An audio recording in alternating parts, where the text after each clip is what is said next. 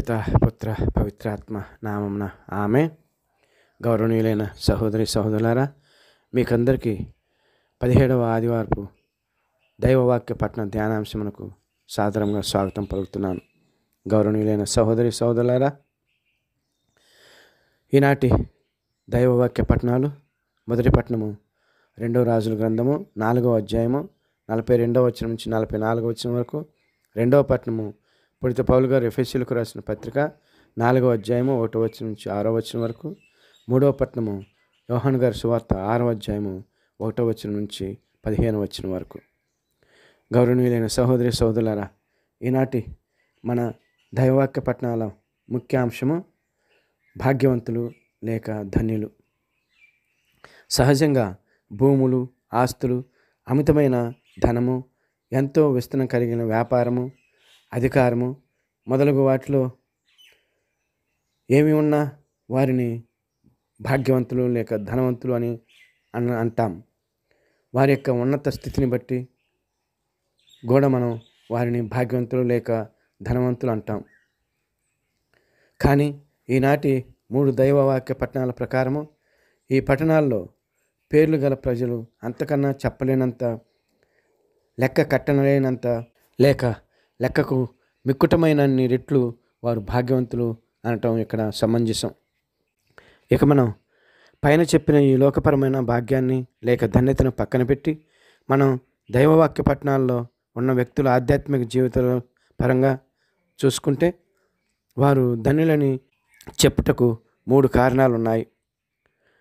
ఎందుచేతనంటే ఎక్కడైనా దేవాలయాల్లో క్రైస్తవులు ఆదివారంలోను ప్రార్థనా సమావేశాల్లోనూ సహజంగా 2 లేక 3 సాంగ్యాలు లేక కార్యక్రమాలు జరుగుతాయి.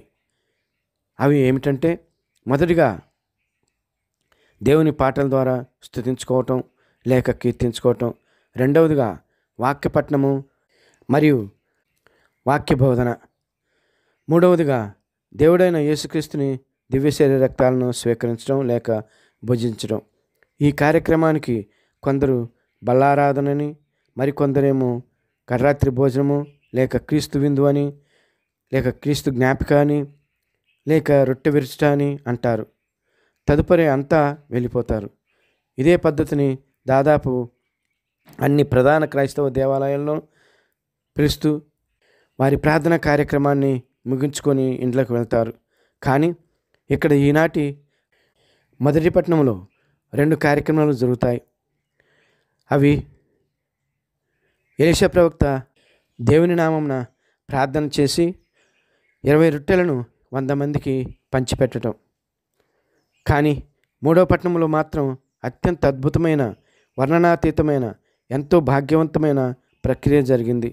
అదేమిటంటే, మొదటిగా యేసుక్రీస్తు దేవుని జీవపు పలుకులు వినటం, రెండవదిగా ఆ వాక్యము లేక సాక్షాత్తు భగవంతుని ఎలాగైతే ఈ రోజుల్లో ప్రతి క్రైస్తవుడు క్రీస్తు దేవుని దివ్య శరీర రక్తములను స్వీకరించుటకు తప్పించి ఆ దివ్య శరీర రక్తములను స్వీకరించిన పిమ్మట మనసులోనికి వేంచేసి వచ్చిన క్రీస్తు దేవుని ఆరాధించుకొని పరవశించిపోతాడో, అంతకన్నా మించిన పరమానంద భరిత అనుభూతిని, ఒక విధంగా చెప్పాలంటే మోక్షంలో పొందు అత్యంత దైవానుభూతిని ఈనాడు సువిశేషంలోని ప్రజలు పొందారు అని చెప్పడం చాలా తక్కువ మాట. ఎందుచేతనంటే వారు ఒక్కరోజులో అంతటి భాగ్యాన్ని పొందారు. అది ఎలాగంటే, మొదటిగా దేవుని జీవపు వాక్యాలను సాక్షాత్తు దేవుని కల్లారా చూస్తూ వింటూ యేసుక్రీస్తు దేవుని వారి గుండెల నిండా నింపుకొని పరవశించిపోయారు. ఎంతగా పరవశించిపోయారు అంటే, వారు ఆ రోజు పొద్దు కూగుతుందన్న విషయాన్ని కూడా మర్చిపోయేటంతగా పరవశించారు.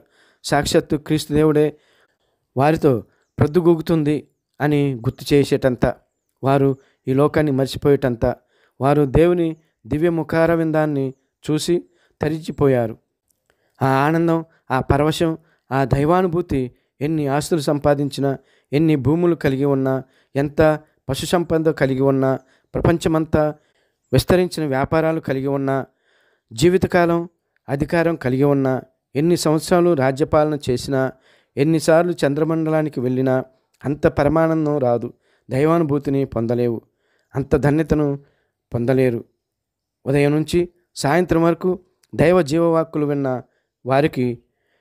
వారికి ఆకలి గుర్తించిన సాక్షాత్తు దేవుడు వారికి స్వయన అక్కడ ఉన్న ప్రత్యక్షంగా దేవుని సన్నిధిలో మోక్షానుభూతిని వారికి ఇచ్చి భౌతిక ఆహారం పెట్టడం అనే విషయం మరింత ధన్యతను తెచ్చిపెట్టిన సంఘటన.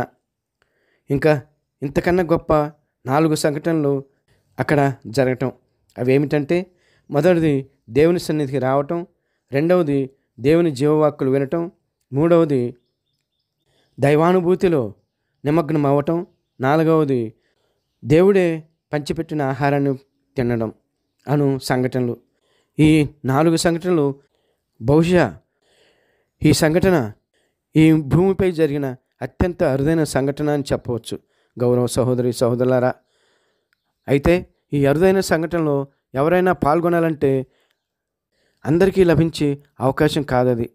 ఆ అవకాశం ఎవరికి, ఎటువంటి వారికి తండ్రి దేవుడు అనుగ్రహిస్తారో పునీత పౌలు గారు 2వ పట్టణంలో ఎఫెసీయులకు రాసిన పత్రికలో 4వ అధ్యాయము 1వ వచనం నుంచి 6వ వచనం వరకు తెలుపుతూ అన్నారు.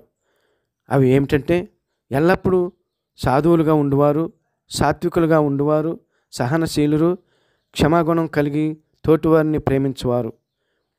ఎవరైతే ఇలాంటి సద్గుణాలను కలిగి ఉంటారో వారికి మాత్రమే మనం ఇప్పటివరకు చెప్పుకున్నటువంటి ధన్యత చేకూరుతుంది. ఎందువల్లంటే వారిని ఒకే ఒక్క దేవుడును, మానవులందరికీ ఒకే ఒక్క తండ్రియు, అందరికీ పైగా ఉంటూ అందరి ద్వారా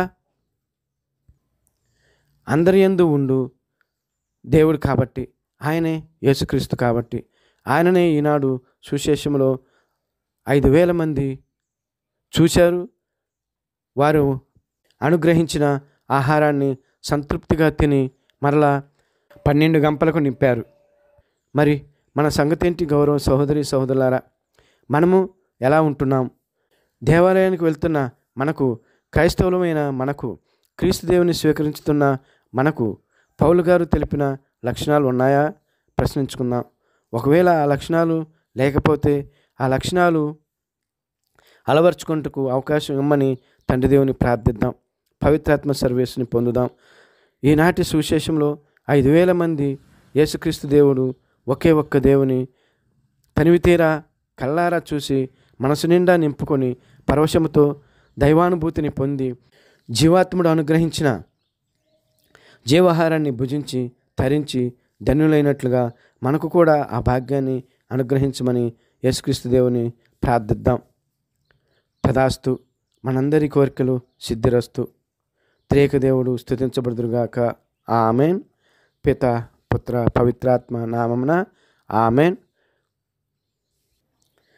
ఆ త్రేక దేవుడు మనలందరినీ దీవించుదురుగాక.